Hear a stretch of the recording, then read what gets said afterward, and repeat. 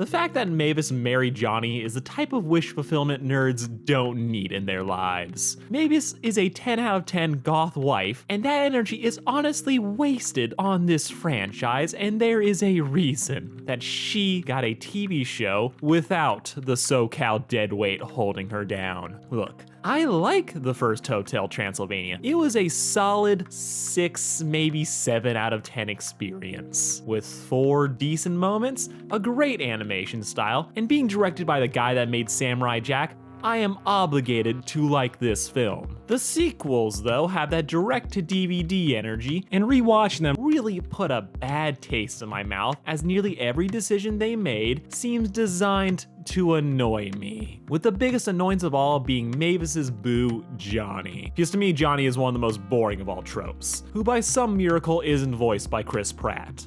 Johnny is the audience insert, aka the Everyman, who gets a girl not because they have chemistry, but because Hollywood wants to lie that an average Joe can land a dime without trying. It's about time someone took this trope to task, and while this isn't the worst example in the world, anime, it does hit all the hallmarks of it. And if we're being honest, Mavis definitely deserved better than the first hostile workers she met. I'm Sarcastic, of course, and this is why I hate the Everyman trope, aka Johnny from Hotel Transylvania. Now, before I go too negative, I should at least give you my honest thoughts about Mavis and Johnny that aren't fueled by whiskey, with my astute, sober thoughts being that they're fine. Johnny is a bargain bin Australian who is American for some reason, and having actually backpacked through Europe, I can honestly say I've met this guy like 8 different times and smelled him at least 20. He's a world-traveling, cliff-jumping, hostel-sleeping backpacker who always starts his stories with, "Oh, this one time." He's not the worst comedic relief you've ever met, but when your personality is based on being a slacker or stupid, you're basically living on borrowed time till everyone hates you.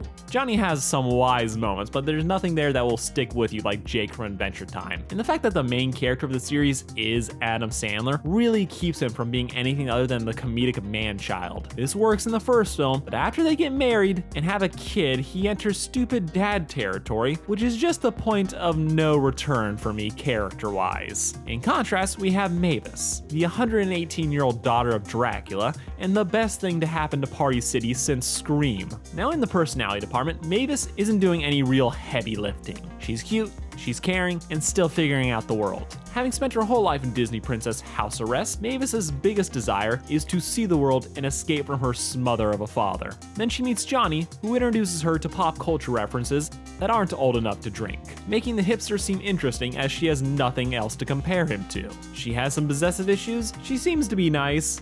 Not gonna lie though, it's mainly the design for me. Selena Gomez is being herself and the script is just alright. But the animators really need to get their hands out of their pants and just pat themselves on the back because they nailed it. Mavis is just that perfect combination of teen goth that's cute without being forced into trying to be sexy. From the haircut to the lipstick, it really is just the right amount of everything. The fact that she is trapped in the hotel with her lying ass dad gives us all the sympathy we need to like her, and the fact that she's surrounded by idiots makes her seem like the level-headed one. It's a combination that leaves a good impression long after you're done with the film, though it does make you misremember how interesting she actually was. All I'm gonna say is she's no Wednesday Addams. But Mavis is still able to stand out, unlike Johnny, which is by design, because Johnny is meant to be like everybody fucking else. The Everyman trope is one of those ideas that is fine in a vacuum. It's been used well in stories before, and it does have a proper function, but has become so overused nowadays that it honestly needs to just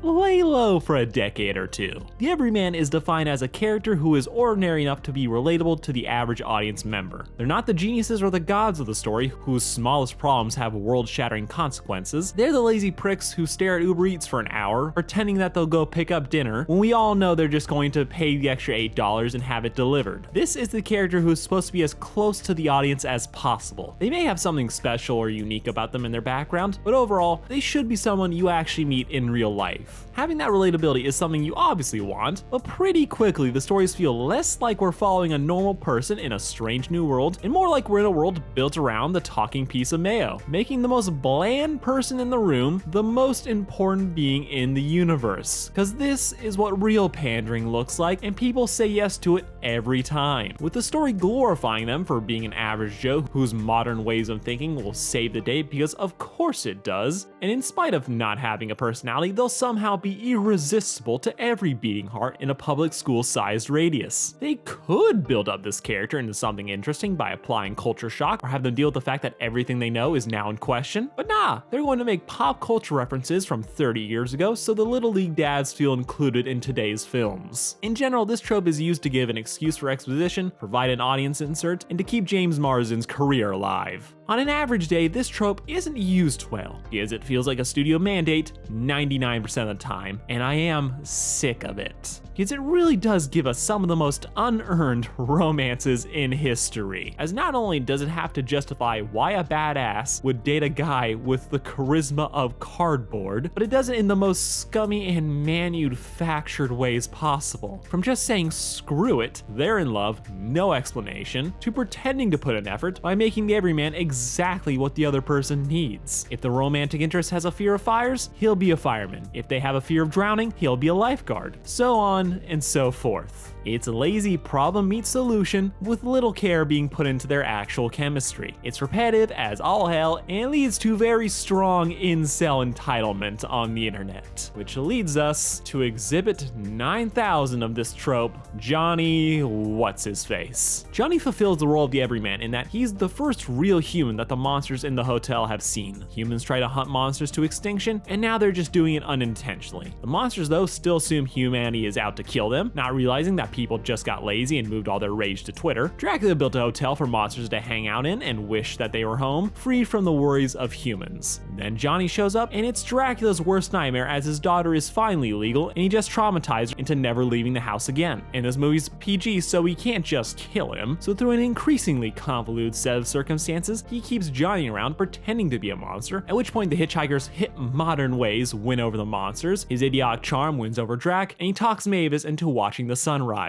Because in 118 years of life, a girl who wants to see the world never stood up past dawn. So naturally they're in love now because the story needs Drac to be jealous and Johnny is just a stand-in to make that happen. But yeah, let's talk about that sunrise because it's pretty much my biggest complaint wrapped up in one seemingly good moment. Because I actually really like it. I think the direction is super good, but the more I think about it, the more it annoys me, as it is kind of ridiculous, as it pretty much tells the audience that Mavis has spent the last 100 years on standby waiting for a manic pixie dream male to peer pressure her into it. You can take this scene as symbolic for the new experiences that Johnny can lead Mavis into, showing why she would like him so much. But that is more of that problem meets solution romantic storytelling. Johnny is cute and a goof, which is definitely some people's type, but by directly tying Mavis's interest in him to her own personal desire to explore the world, makes us feel less like they're in love and more like she's getting something out of this. And I'm not Disney. I'm not gonna complain that Mavis banged the first boy she ever met. At least with those stories, the goal that they want allow them to get closer to the guy who happened to have the ride. Aladdin may have shown Jasmine a whole new world, but she had a way more complicated dynamic with him, as she was aware of the lie reveal from minute one. Aladdin isn't an everyman because he's born to be poor, as we're invested in his struggle as he's trying to find his self-worth and how his worth isn't determined by his bank account. Mavis and Johnny don't have any of that complications.